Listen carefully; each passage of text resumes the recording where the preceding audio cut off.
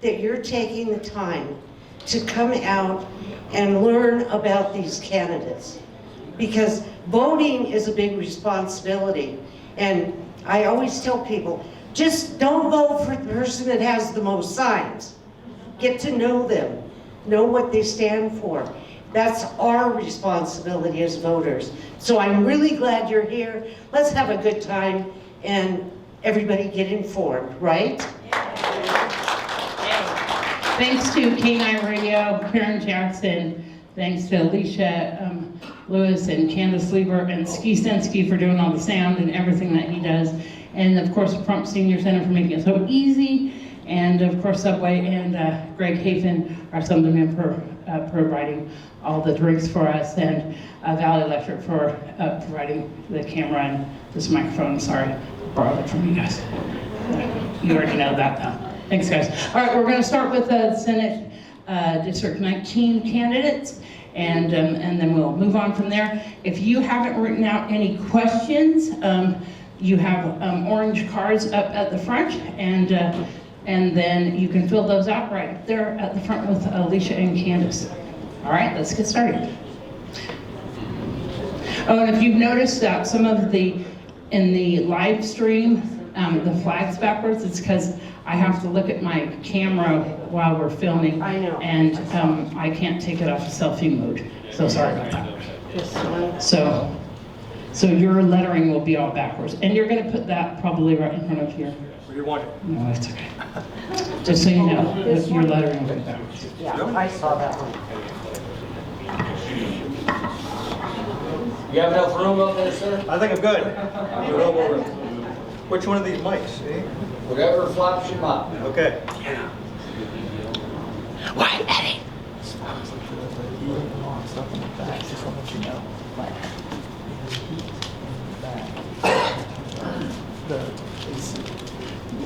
There's controls in the back. I can't touch them. Yes, you can. Yes, you can. Yes, you can. All right, we're going to start with a 2-minute introduction about yourself. Okay. Is that okay if I stand? They can see me in the back? Okay. Good evening, everybody. My name is Bill Hochstedler. Officially William Hochstedler, but everybody just calls me Bill. I live right here in Pahrump. I've been here for quite a while. I moved here in 2019. I work for the Mayo Clinic out of Rochester, Minnesota with the Ambient Clinical Analytics Division. And I'm not a doctor. I do work on the software side of things. I'm a developer, and we do early detection and treatment of sepsis. So that's a little bit of the background. That's on my website. You can find out a lot about me on the website. By the way, I did pass out cards to a lot of you people personally rather than just throw a pile on the table. On the back, it shows the District 19. A lot of people don't even know what District 19 is. It's 6 counties here in Nevada. It's a pretty big area. It's 60,000 square miles. It's over 50% of the state land-wise, but with one of the smallest populations, 167,000 people approximately. And Nye County, holding Pahrump, and Elko County, having Elko, are the biggest metropolitan areas in the district. There's a little bit down in Clark County, just some of the fringe neighborhoods that poke out into the desert a little bit. So the reason I'm running is I was asked to run down ticket in the last campaign. I ran for U.S. Senate 2 years ago and lost to Adam Laxalt in the primary. And people said, don't give up. It takes courage to run. We're glad that you ran. Do something different. Run down ticket. We need a warm bench for somebody in the state legislature. So I did exactly that. I decided to run down ticket. Now that I've run down ticket, there's people that probably don't want me to do that either, but that's neither here nor there. I've got a good education for the rural areas. I got 4 years of agriculture education. I've lived on a farm back east. I can apply that to the heritage that we have in these rural areas where we have 4th and 5th generation ranchers and farmers and miners and things like that make their living off the land. But yet I've been around the country and I know what to do when it comes to dealing with urban issues, growth that we're having in Pahrump, for example, and things like that. So that's my 2 minutes. Thanks, Ski.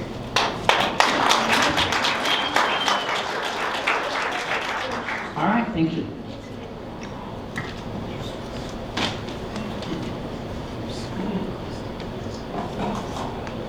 Can you tell us what area District 19 covers here in the state? Yes, absolutely. So like I said on the back of the card, I was swift enough to put a little map there for you. It covers all the way from the California border down by Prim. Part of Clark County goes around the city of Las Vegas for the most part, and then goes all the way up into the corner of the state where Idaho and Utah come together with Nevada. It's 50 or 60,000 square miles, like I said. It's 6 counties. It's a huge area. It's over 500 miles from the top to the bottom. Pahrump to Elko alone is about 400 miles. It's quite a drive. And so it's going to take somebody with a lot of stamina, endurance, and vitality to make it around to the people. I don't believe in doing everything by Zoom and teleconference. I believe in being out there with the people, the businesses, and the voters that need us to take great ideas to Carson City.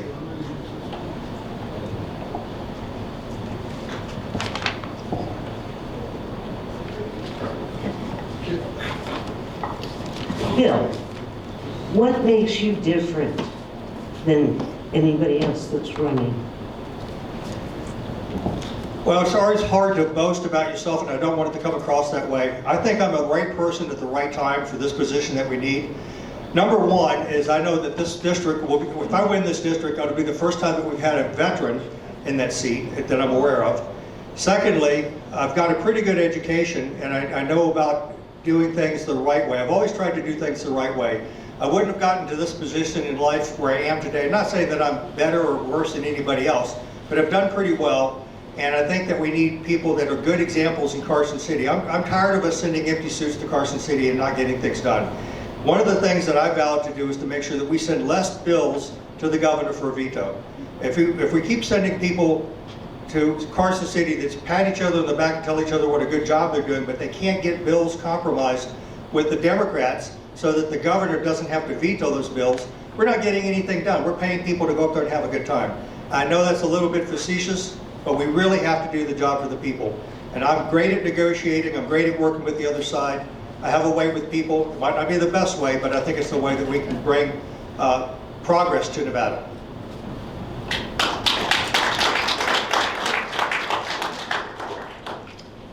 Are there any Senate bills currently that you are opposed on? I don't have anything particular, and I don't want to comment on some that I've heard through the grapevine. There's a couple of Senate bills. There was an AB bill. I can't remember. It's 163. There's some controversy about that, why it wasn't vetoed or why it was allowed to pass. I don't want to get into the past bills because I can't control those. There's nothing I can do about them now. When I'm elected, then I can have an influence on repealing bills that don't make sense for Nevada or propose some other language to amend those bills and get new laws passed. It's all about getting the legislation done that we're elected to do. If I'm not elected, we can't legislate.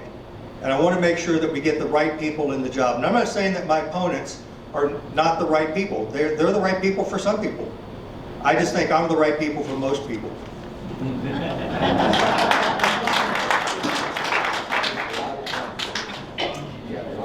Okay.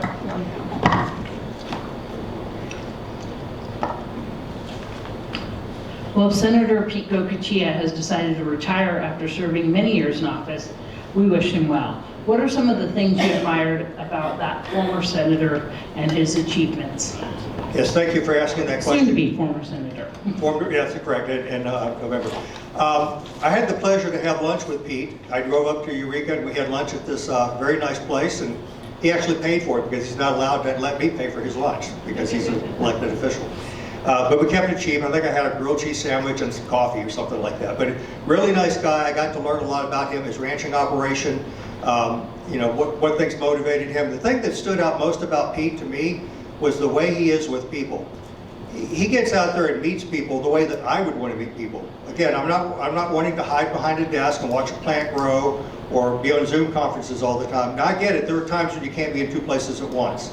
And it's going to be a tough slog to get from Pahrump to Elko because neither one has a suitable airport for commercial aviation. So it's a lot of driving, and I'm used to that. I know how to do that, and I can get it done. I've got the youth and vitality to make that trip as often as necessary, and all the points in between. Let's not forget about the small towns as well. I think that we need an engaging senator that can get up there and meet the people, do the things that the people need to have done, and get that message back to Carson City. But back to Pete.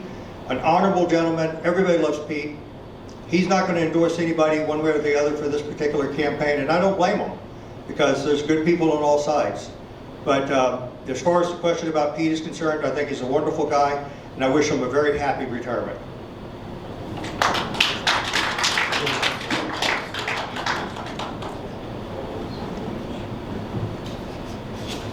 What are some of the things you would like to bring to the office if you are elected to the Senate?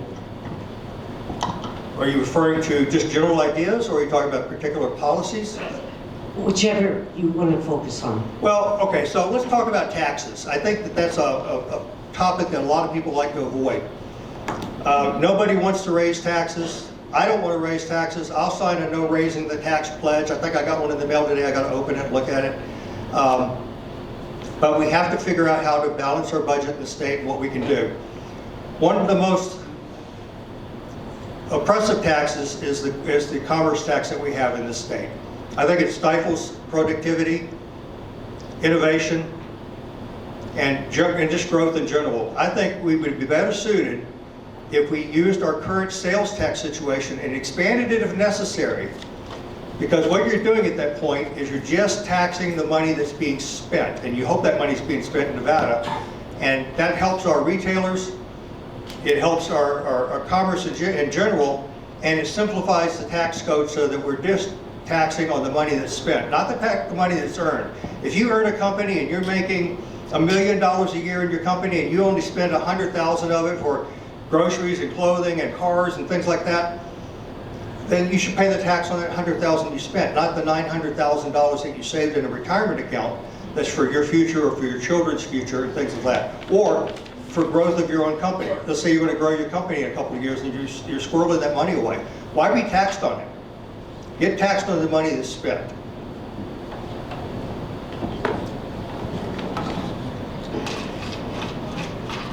We've heard you say that you are looking forward to being elected and supporting our Governor, Joe Lombardo. Can you elaborate on that? Yes, I alluded to it earlier when we sent 75 bills to the governor for veto. If we send another 75 bills or anything close to that to the governor next time, it's going to lessen his chance for re-election, because the Democrats are going to actually seize on that and they're going to really gang up on the situation. We have to be effective legislators, and that means that sometimes we have to reach out our hand or hold our nose or whatever the case may be to make sure that we're getting bills across that doesn't need a veto by the governor. We like the protection that we have a governor that can veto bills, and we have a very slim margin right now in the Assembly. The Assembly is what's going to decide whether he has the veto pen or not. And if we lose that veto pen, it could be bad. It could be dangerous. We hope that the Democrats have the civility and decorum to do the right thing and not take advantage of the situation. But we want to make sure that we protect Joe Lombardo's veto power, and we also want to make sure that he doesn't veto as many bills so that he has a better chance for re-election. And he's actually said so much in one of the Lincoln Day dinners recently.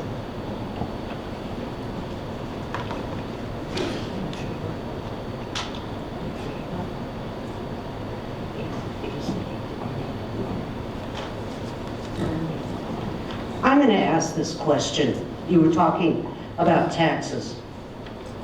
There are some states that do not tax seniors on their property. What is your feeling about that for the state of Nevada? I like the idea of not taxing seniors on their property. I'm actually one of them. I became a senior officially last Thursday. Congratulations. So but in all seriousness, I think there are ways to look at the tax situation and figure out where the best use case of that money is. You're talking about seniors that are on fixed income or some of the lower incomes that we have. I think it's possible that we can be innovative with a sales tax situation or tax in a way that's more equitable so that seniors don't have to bear the brunt of it on a percentage. If you look at the ratio of an income of somebody that has a nice home, let's say they have a $400,000 or $500,000 home in Pahrump, but their income is maybe a fourth of what it was when they were actively working. That tax burden is actually a larger hit on them than if they were in their working years. So you have a very good point, and it's something worth looking into. Well, there's many seniors that are barely getting by. Right. And they want to hold on to their homes, but the taxes just kill them. And I agree with that, and a person should never, ever lose their homes because of a tax situation if they're a senior. That would have to be seriously looked into. I think it would be a good idea.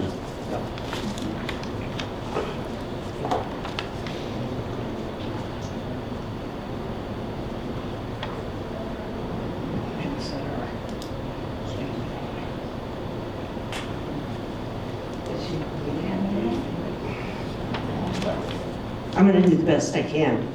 This is from the audience.